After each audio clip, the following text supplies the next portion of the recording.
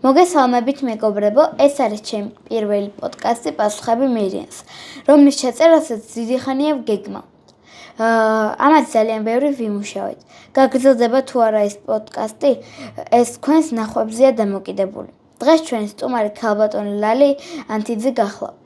მადლობა სტუმრობისთვის ქალბატონი ლალი.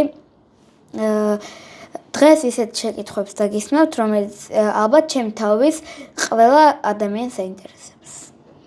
დიდი მადლობა მირიან მოწვევისთვის.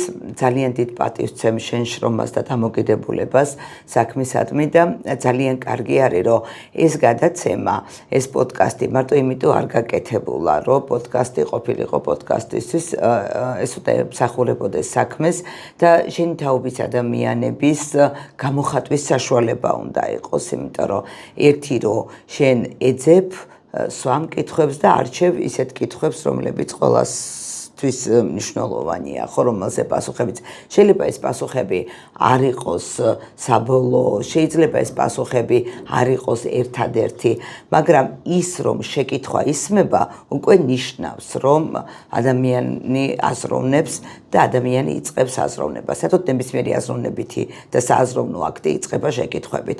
და ძალიან მიხარია, რომ შენ ეს შეკითხვები გაგიჩნდა. მე შეიძლება ვერ გიპასუხო და შენმა რესპონდენტებმა ბოლომდე, მაგრამ იმ შეკითხვებს ყველა ადამიანმა თავის თავში უპასუხოს. მარტო ამითია საინტერესო შენი გადაცემა. კარგი. როგორც იცით, უკვე წელს შემოვიდა და წინა წლის ბოლოს იყო უკვე ჯენზი, მილენიალი, ჯენზ ალფა და მსგავსი სახელები. რას ფიქრობთ თქვენი გადმოსახედიდან ეს სახელები ადრე თუ იყო და ადამიანებმა ახლა აღმოაჩინეს? მართალი გითხრა, ეს კლასიფიკაცია ვინ გააკეთა? არ ვიცი, მაგრამ ეს კლასიფიკაცია რო ახლა გაჩნდა, ეს ზუსტად ვიცი. იმიტომ რომ ადრე თაობები ასე მკვეთრად არ იყო დაყოფილი. ეხლა როგორ არის, ხო? მე-20 საუკუნის მერე, ხო, ორი კატეგორია უკვე ადამიანების, რა, ამ კლასიფიკაციის მიხედვით და ამასაც მიზეზი აქვს, რატო არ იყო, ადრე სამყარო ასე ჩქარაცვალებადი არ იყო. შეიძლება ადამიანებს, აი საუკუნეები იყო, ხო? სადღაც აი ეს ჩაკეტილი სოფლის მეურნეობის სისტემა რო იყო, არა, იქ, რა ვიცი, ადამიანი რო დაიბადებოდა, თავის ოჯახს ემსახურებოდა, ხნავდა, თესავდა, მერე იმას მისი შვილი აგრძელებდა და ცხოვრების წესი და ყოფა ძალიან ერთგვაროვანი იყო, თაობები დიდად არ გამოირჩეოდნენ ერთმანეთისგან. ძალიან ნელა მიდიოდა ეს ტექნოლოგიური პროგრესი და მე-20 საუკუნემ რაღაცა საოცრებები გააკეთა ამ თვალსაზრისით და ძალიან შეიცვალა ის გარემო, რომელშიც ადამიანი ცხოვრობს. და ერთი არის, რომ ჩვენ ადამიანები ვცვლით გარემოს, სამყაროს, ვქმნით კულტურას და მუდმივად რაღაცის კეთების პროცესში ვართ, ხო? მაგრამ მეორე არის, რომ მე ეს ჩვენ მიერ შექმნილი და შეცვლილი სამყარო ჩვენზე ვიახდენს გავლენას და ჩვენ ვიცვლებით. და ზუსტად ეს არის განსხვავება, რო გვაძლევს და თაობებს შორის უკვე ძალიან ჩქარა და ძალიან ისეთი მკვეთრი განსხვავებებია. ჩემი ცხოვრების წესი აბსოლუტურად სხვა არის და განსხვავებულია თქვენი თაობის ცხოვრების წესისაგან და ჩემსა და შენს თაობას შორის კიდე რამდენიმე თაობაა, ხო? და ყველანი აბსოლუტურად განსხვავდებით მოტივაციებით, ღირებულებათა სისტემით, ინტერესებით, რა გვინდა, რა გვაინტერესებს, რისი გაკეთება გვინდა, ზოგადად, თუმცა არსებობს ყველა თაობას შორის რაღაცა საერთო, რომელიც ქმნის იმ ჩვენი ცხოვრების წესს, რომელშიც ჩვენ ვიმყოფებით. ეხლა გამინჩნდა კითხვა ამ ზედმეტსახელების შევარკვევით. რატომ მოხდა ეს 21 საუკუნეში? რატოცა ჩვენ ძალიან საინტერესო ეპოქა. ხო, მე-20 საუკუნემ ძალიან ბევრი რამე გააკეთა იმისთვის, რომ 21 საუკუნე დამდგარიყო ისეთი, როგორიც არის. ეს იყო ტექნოლოგიური აფეთქებების პერიოდი. წარმოიდგინეთ თქვენ, რომ გუთანი რო გამოიგონა ადამიანმა, ხო, გუთანიდან ტრაქტორამდე, სადღაც 20 საუკუნე გავიდა დაახლოებით და ტრაქტორიდან კოსმოსში გაფრენამდე 30 წელი. ხო აი რაღაცა უცებ აფეთქება მოხდა ტექნოლოგიური განვითარების და ის რომ 21 საუკუნე ასეთი დადგა სწორედ მე-20 საუკუნის დამსახურებაა ხო და ჩვენ ისიც არ ვიცით რა იქნება ხვალ და რა ტემპებს განავითარებს კიდე ადამიანი იმიტომ რომ 20 წლის წინ არავის არ ეგონა რომ იარსებებდა Google-ის სისტემა რომელმაც მთლიანად შეცვალა ჩვენი ცხოვრება და ჩვენი დამოკიდებულება ინფორმაციასთან ადრესულ წიგნებში ვიქექებოდით მე ამონაწერი ეხლაც მაგ უამრავი ბლოკნოტი მაგას რამდენიმე უჯრა მქონდა სავსე ბლოკნოტებით სადაც ინფორმაციას ჩემთვის საინტერესო პროფესიულ ინფორმაციას ვიწერდი და ეხლა შეიძლება რომ აი ჩემი ფილოსოფოსების დაბადების და გარდაცვალების თარიღები და ისინი ნუ ყველაფერი მქონდა ამოწერილი და ეხლა ამასით რო აღარ იკარგება და არც ასაჭირო ამისი ზეპირად ცოდნა ხო შეიძლება რომ უცებ მოიპოვა ასეთი ტიპის ინფორმაცია ამიტომ ძალიან დიდი ტექნოლოგიური ცვლილებები მოხდება ისედაც და მე მჯერა რომ ადამიანი მოახერხებს რომ მარსის კოლონიზაციასაც შეძლებს და წარმოიდგინე ახლა შენ ამას რამდენი წინაპირობა ჭირდება და როგორი ცვლილებები ჭირდება სამყაროში პირველ რიგში აზროვნებაში ჭირდება ცვლილებები ამას მე მოყვება თავისთავად ყოფის ცვლილებებიც ChatGPT ალბათ გაგიგიათ ძალიან ბევრი სკოლის მოსწავლე ცდილობს გამოიყენოს ეს ChatGPT არა იმ სასარგებლო საქმეებში თქვათ მოიძიოს ისეთი ინფორმაციები რომელიც შეიძლება Google-ში უცებ ვერ ნახო და ეგეთი ინფორმაცია და თქვათ ახლა შეიძლება ადამიანი შევიდეს კალკულატორში თქვათ ტელეფონში ან ChatGPT-ს კითხოს რამდენია თქვათ ახლა მაგას არავინ არ იზომს მაგრამ იმიტომ რომ ძალიან მარტივი კითხვა 10+10 თქვათ 20-ია და ეს შეიძლება ChatGPT-ს კითხოს ადამიანმა გადაამოწმოს და არა ChatGPT-ს გადამოწმების მიზნით რო კითხოს ხო ხან შეიძლება პირდაპირ არც გამოიანგარიშოს და ისე კითხოს ChatGPT-ს რას ფიქრობთ ამ ყველაფერს სხვათა შორის არის მაგაში რაღაცა ტიპის რისკები ნებისმიერ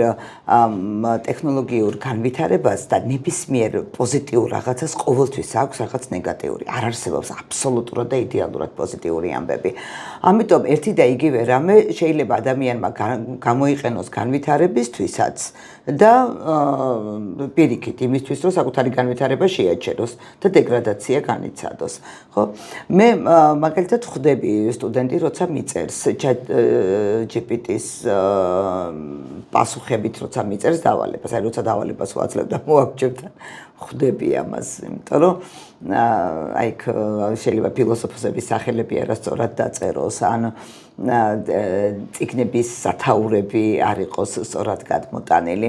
ანუ არის რაღაცა ნიშნები, რითაც ხვდები, რომ ChatGPT-ს გააკეთებინა დავალება. მაგრამ ახლა ნახე, მოდი შევხედოთ პოზიტიურად.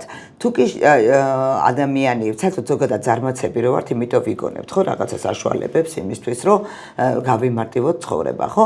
და წარმოიდგინე ახლა თქვათ მოსწავლეს გაუცდა გაკვეთილი, რაღაცა ან ვერ მოისმინა სკოლაში კარგად, ან რაღაც ვერ გაიგო და რო კითხოს ChatGPT-ს და პირიქით იმის საშუალებით, რომ აღადგინოს თავშოთ გაცდენილი გაკვეთილი. მე მქონდა ასეთი შემთხვევა, მოსწავლე მითხრა, რომ რაღაცა ესა წელადებზე მოქმედებები ვისწავლეთო სკოლაშიო, მაგრამ არ ვიყავიო რა მაგ დროსო და ChatGPT-ს ვკითხე და გავიგეო.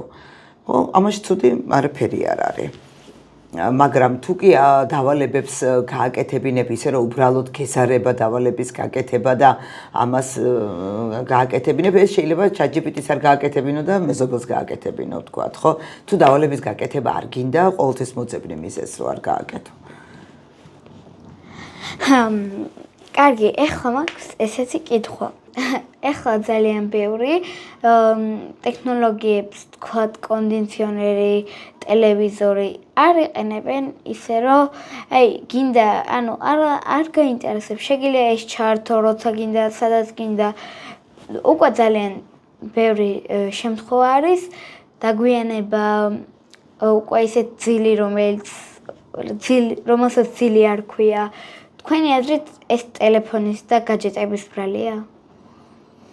ანუ ტელეფონი და გაჯეტები ახდენს გავლენას ადამიანის განვითარებაზე. ნახეთ როგორ არის ჩემმა თაობამ აი გაჯეტებთან ურთიერთობა ისწავლა. ანუ ჩვენ დასრული ვიყავით, ჩამოყალიბებული ადამიანები ვიყავით, როდესაც ტელეფონი და კომპიუტერი შემოვიდა მიმოქცევაში და მე მახსოვს პირველად რომ ეს კომპიუტერული თამაში რო არის მარიო რო ვითამაშე, ну რაღაცა ძალიან აღფრთოვანებები მქონდა ამ თამაშთან დაკავშირებით და ახლა ნახე, ერთი არის როცა ამ ყველაფერს გარედან უყურებ, ანუ ჩემთაო ბასთან ერთად ჩდება ჩვენს ყოველდღიურობაში კომპიუტერი და წარმოიდგინე ახლა რომ თქვენი თაობა კომპიუტერთან და ტექნოლოგიებთან ურთიერთობას არ სწავლობს თქვენთვის ეს არის მოცემულობა როგორც ასეთი ანუ თქვენ აქ არ გისწავლიათ ეს მე მახსოვს პირველად კლავიატურას რო თითი დავადე და თქვენ ეს არ გახსოვთ იმიტომ რომ ამასთან ერთად იზრდებით და ამიტომ ჩემ თაობაში ასე თუ ისე მეტნაკლებად ადამიანები ახერხებენ ამის კონტროლს ანუ იმას რომ ესენი ჩვენ ტექნიკას ვუყურებთ როგორც საშუალებას რაღაცისთვის და არა იმას რომ რაღაცა სხეულის ნაწილად ვაქციოთ და ვცდილობთ ამისგან დისტანცირებას და აი ეს ანალიტიკური უნარი ბავშვს ნაკლებად აქვს და შეიძლება ამ ტელეფონთან და ამ გაჯეტებთან ურთიერთობა ისე ჩაითრიოს, რომ საერთოდ იქიდან გამოსავალი ვერ მოძებნოს და საერთოდ აბსოლუტურად დაკარგოს რეალობის აღქმა.